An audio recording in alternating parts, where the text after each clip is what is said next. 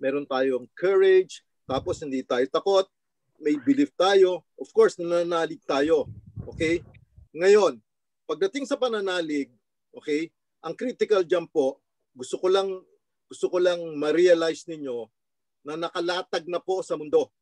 Nakalatag na sa mundo ang tinatawag na universal laws and principles at saka yung tinatawag na science of success, okay, na ang gumawa po niyan hindi tao. Okay? Nakalatag na yan. So, ibig sabihin, pag yan nasakyan nyo, okay, in-apply ninyo ng kahit hindi nyo naintindihan, kahit hindi tinuro sa inyo, pwede kayong maging successful. Okay? Ang isa dyan, na principle, hindi lang yung law of gravity. Diba? Even ang law of gravity, pwede po nating maneuver o manipulate. Tama po ba? Okay? Ang eroplano, diba? Tinalo niya ang law of gravity. Pero, hindi naman siya bad. Parang, ano man ang law, pwede nating ikutin ng konti. I'm talking of the universal law. Kasi ang ginagawa po ng mga tao, inikutan niya, minamanipulate niya yung batas na ginagawa ng kapwa-tao. To a certain extent, siguro okay lang, di ba? Kasi kung minsan hindi rin patas. Pero ang sinasabi ko, yung universal law, like, ano po, halimbawa, importante lang ma-realize natin, ang eroplano. Okay? Ang success po, especially when it comes to financial success or kahit anong field, ano po para tayong lumilipad, okay, na eroplano. Alam pa paano po, di ba yung law of gravity, ang bigat-bigat kaya ng eroplano, paano mo siya ililift? Correct? Pero, paano siya nag-lift? So, ibig sabihin, yung first part noon, talagang matindi yung, di ba, in-explain ko sa inyo last time eh, may force na talagang kailangan mag-jerk siya para siya lumipad. Ngayon, pag nakalipad na kayo, katulad ni Don Fidelord, sila Ronnie Barrientos, yung nanay ni Ronnie, lahat-lahat sila, nakalipad na, pwede na sila, magaang na pag nakalipad. Di ba? Eh, hindi pa tayo nakakalipad, inuna natin yung mga bagay na, in other words, ano nangyari kay Don Fidelord? Let's face it, medyo nagkaroon sila ng special blessing. Bakit? Eh, kasi bago nag-pandemic, na-lay down na nila eh, di ba?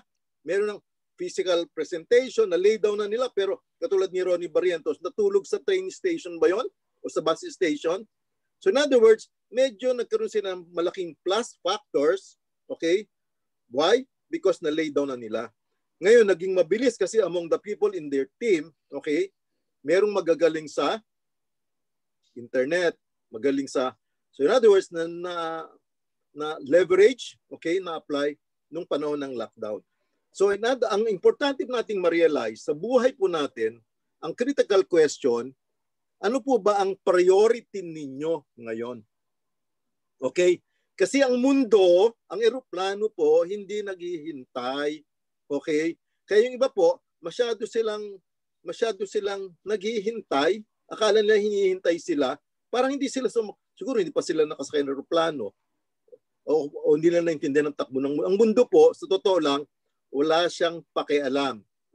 Walang personalan sa mundo. Okay? Pero, we have to realize na mayroong consequence.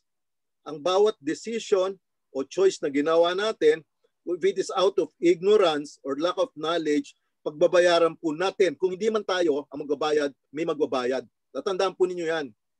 Pag meron tayo, halimbawa, di ba, akala natin, ang buhay ay saya-saya lang. Nagpakasaya ka, nanganak ka ng 10 anak mo, ang dami nila. Akala ba niya, yun lang kasi nag-e-enjoy kayo siguro, nagkataon, every time nag-e-enjoy kayo, nakapag-produce kayo ng isang baby, akala ba ninyo enjoyment lang yon? Meron pong responsibility kasi yung mga babies na yan, yung mga anak na yan, hindi naman yan sumulpot lang mag-isa eh. Sumulpot yan dahil ikaw may kagagawan. Correct? Ang tanong, meron ka bang responsibility? Yes. So hindi, in other words, yung pag-aalaga sa mga anak, pagbibigay ng the best sa kanila is a responsibility. So pag sinabi mong, ano ba ang mission mo sa buhay? Okay? Alaga ng aking anak. Hindi po mission yan. Responsibility mo yan, iho. Iha, responsibility mo yan. Okay? So in other words, ang mission is something that you love to do beyond the family. Pero kung nakapokus ko lang buong buhay mo sa pamilya, okay? Eh hindi po ano yan. Responsibility natin, tayong pumili niyan eh. Anyway, gusto ko lang pong ma-emphasize yung binanggit ni Merly kanina, senior niya, Kasi baka hindi nyo naintindihan. Di ba, kung ilan levels yan, kung 21 levels yan, ang hatian po, ang ginawa ng company, unique. Kaya po, sa mga nakakaintindi, ambassador ng level, president ng level, director ng level, okay, karipas pa sila. Napansin nyo ba sila? Bakit? Samantalang yung iba na hindi pa nga team leader, kaya team leader 1, parang ba't kailangan pa itatargetin nyo next year pa, end of the year, sa kayo maging director? Alam nyo ba kung paano ang sharing ng tinatawag na residual income? One part, ganito yan. Kung halimbawa sabi natin i-share 21 million. Okay? So para madali compute, sabi natin 21 levels yan mula team leader 1 hanggang sa ambassador 3. Sabi natin 21 steps yan or levels or ladders or whatever. Okay? Kung 21 million paghatian po, bawat level, okay? Ihati mo na yung 1 million. So 1 million para sa nasa level 1 or team leader 1, 1 million para sa lahat ng nasa level 2, 1 million hanggang sa taas, 1 million para sa level 21, yung ambassador 3. Ang hindi po na alam ng marami, gusto ko i-emphasize, ang sistema ng company medyo ibang klase. Meron silang reason, may purpose sila, para mag-akyata ng mabilis lahat sa dulo. Okay. Doon sa level 1 po, lahat ng lahat ng level 1, team leader 1, ang maghahati-hati sa 1 million na yon, okay, lahat ng affiliates mula team leader 1 hanggang pinakataas. Ambassador 3, meron din siyang kahati dun sa leader 1, team leader 1 na level. Nasusundan po ba ninyo ako? So halimbawa, kayo sinasabi ni Merly, pag alam mo, director, kung 100 lang kayo, okay, hindi lang kayo 100 ang maghahati po sa director level. Bakit? Yung pong nasa taas ng director, may kahati dyan, ang presidente may kahati dyan, ang senior president may kahati dyan, ang ambassador may kahati. Lahat ng level, pataas, may kahati doon sa level na yon. Kaya sabi ko, pagka kayo gusto mo maging director, December 2020, baka ang hatian niyan, piso-piso na lang. Bakit? Ikaw na lang naiwan director, lahat ambassador na eh. So ang question po rito, kaya kailangan maintindihan nyo, yung sinasabi nga ni Fidelord, di ba, pinag-aralan nila, nag-training yung mga tao, kaya maano sila mag-present. So, by then, dapat po lahat tayo, targetin nyo ambassador, pwede naman eh. Pero ba't masyado yung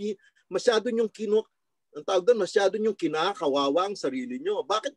Hindi po yan. Kasi by then, tapos masasama loob mo, tinarget mo ang director. Kasi nakuha mo 2 euros ang senior sa'yo. Bakit? Kasi lahat ng nasa taas, 1 milyon na pala yung ambassador sa taas eh. Okay, that's very important, friends. Okay? Ngayon, it's just a matter of choice. O hindi mo naintindihan, hindi mo gusto, okay lang. Magpakahirap tayo, okay lang. Correct? Ngayon, alam ba ninyo na ako nakikita ko yung heart ng company? Kasi nagsalita ng ating founder eh, yung nagbigay siya ng promo to Titanium Pro. Sabi niya, this will be the first and the last. Ayaw na niya. Pero para bawiin niya at kainin niya, okay? Ibig sabihin nun, yung pong mga top earners, yung mga top leaders sa company, talagang kinatok siya ng kinatok.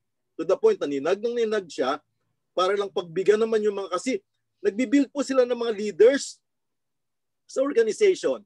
Gusto nilang bigyan ng chance. Okay? Kinatok. Siyempre, yun. Kasi pag ganun lang ang buhay, katok ng katok, sige. One day, yung binuksan. So binuksan ng ilang araw, di ba? Magtatapos, January 2. Ngayon, ano namang ginawa ng mga taong Ako, I'm sure, okay, marami pong pumasok, dahil pong pumasok na, kumuha ng Titanium Pro. Ang tanong tayo, nagbabakasyon pa siguro tayo dahil Christmas naman eh. Okay? Dahil naman holiday, dahil New Year. Sa New Year na ako magtatrabaho, New Year wala na nga ang promo, iha. So ikaw, hindi mo naiisip na yung ibang tao, sana magkaroon sila ng chance, ng opportunity. Correct? Importante po, we have to think beyond ourselves. Okay? So katukin natin ng katukin, sabihan natin sa lahat, okay, tumanggi sila, sabi nga ni Fidelord, tumanggi sila, tumanggi, pero iparealize natin sa kanila, ano bang impact pag ikaw pag ikaw ang level mo, Titanium Pro, pati sa mga tao, sabihin nyo, gisingin nyo. Una, more than the financial benefits, kasi mas malaki rewards mo, tapos nakahanda na yung future mo, blah, blah, blah, etc. More than that, yung confidence, hindi po kayang bilhin ng confidence. Kasi pag ikaw, Titanium Pro, tapos nagsalita ka ngayon, di ba? Tinanong ka, anong package mo? Titanium Pro. Correct? O kaya Titanium. Hindi, package mo white eh. Kasi tinake mo literally. Huwag kayong magte-take ng literally pag may sinasabi yung mga tao na, parang ano yan, sige, magsimula ka, simple lang, magsubukan mo. Huwag yung take nyo yun.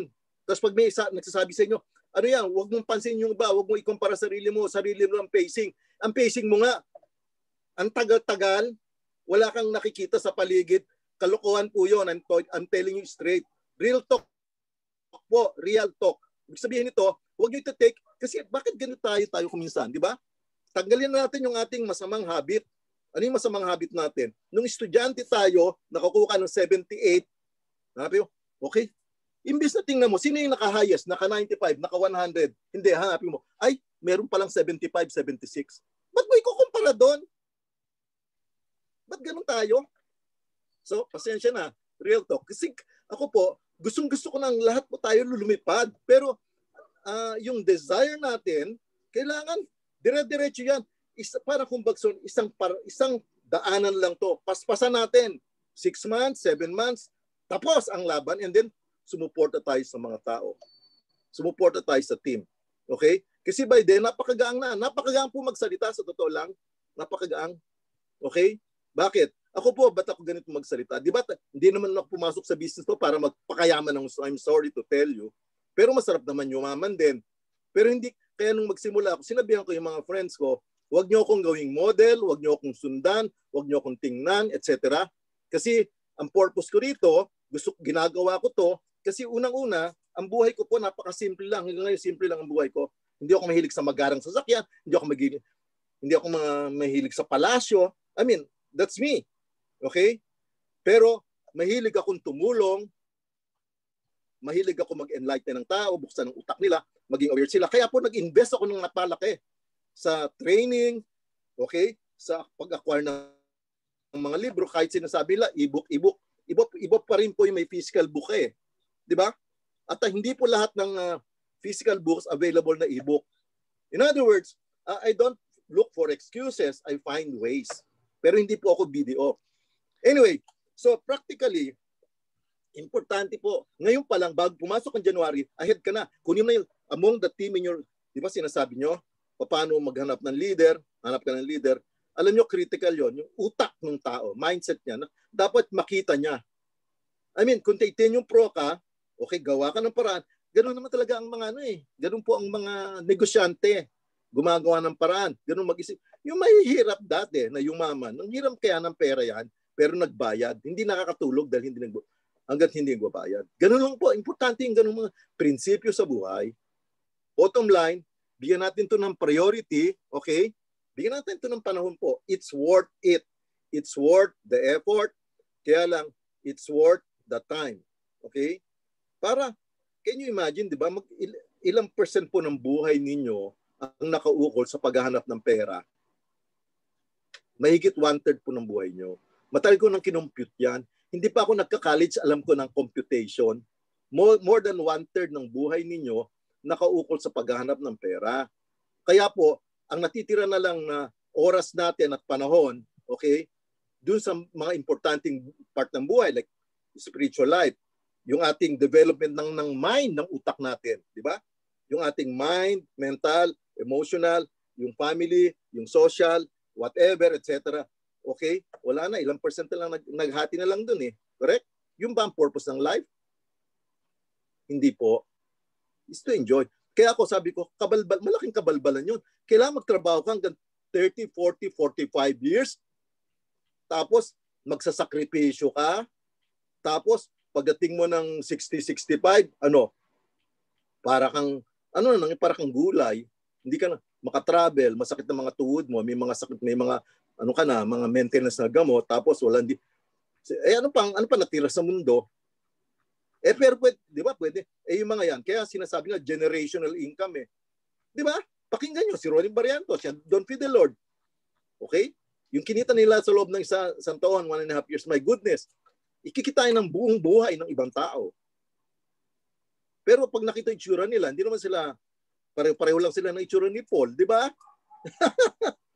In other words, wala po, talagang ano lang, system po, system ang magbibigay sa inyo. Kaya bigyan nyo lang ng priority, okay? Bigyan nyo ng time.